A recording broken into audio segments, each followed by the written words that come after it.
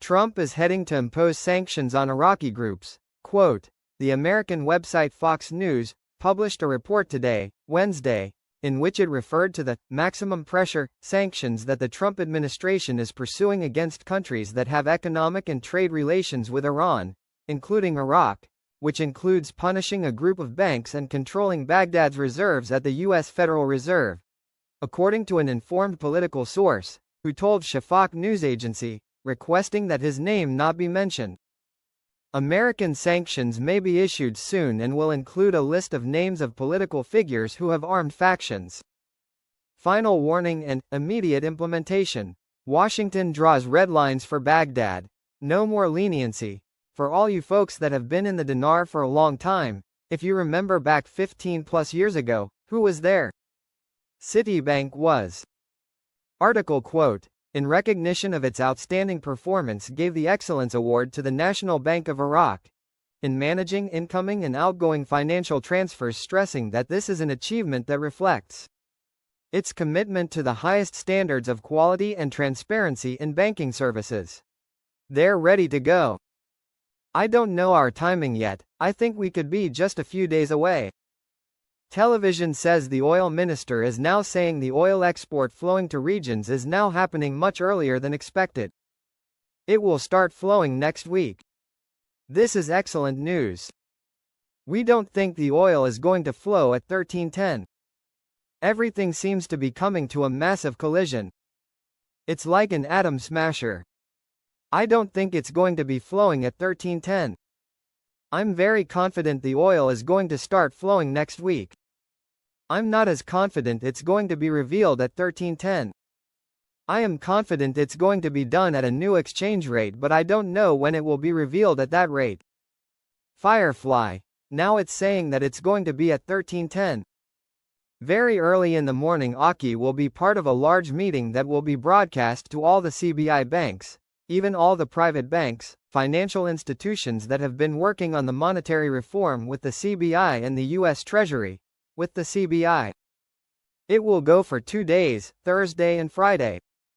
More than likely one day will deal with banks, exchange rate, currency, monetary reform, and the other day will deal with the international status of Iraq.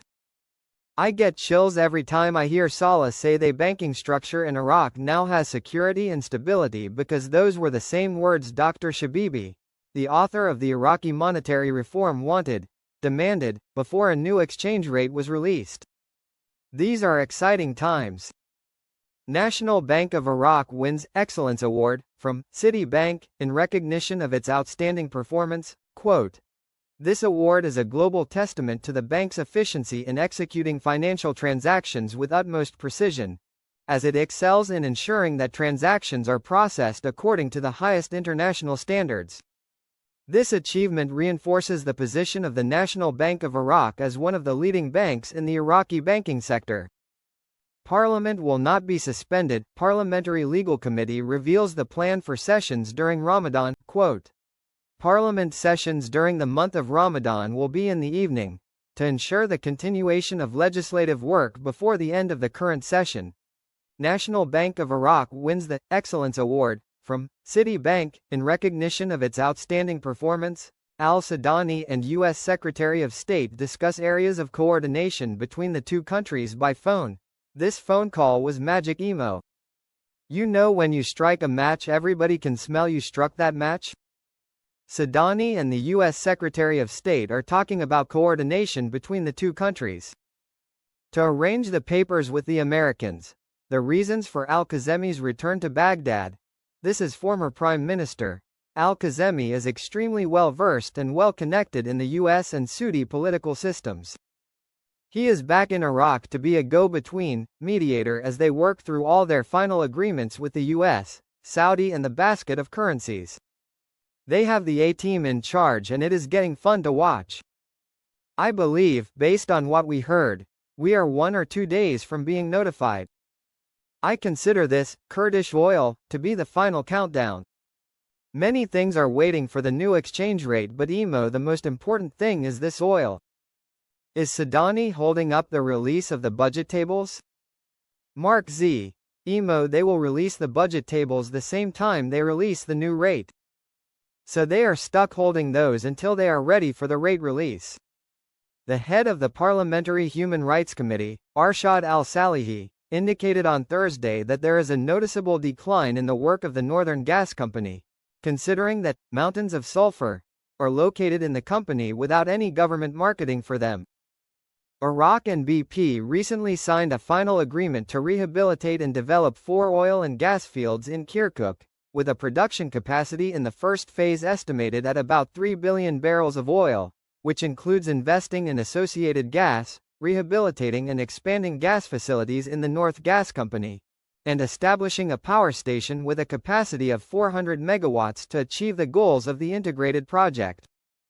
At the same time, al-Salehi, a representative of Kirkuk, said in a statement to Shafaq news agency, the Northern Gas Company in the province needs to reconsider its situation, and it also needs specialized technical minds in its work to contribute to increasing production quantities, indicating that Iraq has gas and imports it from Iran and Turkmenistan. He added, the company must appoint specialists and technicians, away from relying on nominating people for the benefit of parties, because placing the specialist and technician in his position will be reflected in the performance of the North Gas Company and increasing the company's overall production of gas produced. Al-Salehi explained that the company produces quantities of sulfur, and there are mountains of sulfur thrown into the yards of the Northern Gas Company without searching for a formula to sell or invest these quantities. Today, Thursday, the representative of the Coordination Framework, Firaz al-Muslamawi, described the return of former Prime Minister Mustafa al-Kadhimi to Iraq and his attempt to run in the upcoming parliamentary elections as a failed attempt, stressing that al-Kadhimi faces accusations of major corruption files that prevent him from entering the electoral race. Al-Maslamawi told Al-Maluma, al-Kadhimi's return at this sensitive time confirms his desire to run in the upcoming elections, noting that all his attempts to return to the political scene through the House of Representatives will fail. He added that al-Kadhimi's government did not achieve any noteworthy accomplishment for the Iraqi people, but rather was content with issuing promises without implementing them, noting that the comparison between his government and the government of the current Prime Minister, Mohammed Shia al-Sudani, shows a huge difference, especially with the major projects launched by the current government to serve citizens. The MP pointed out that the corruption files associated with al-Kadhimi, including what is known as the deal of the century, make him ineligible to run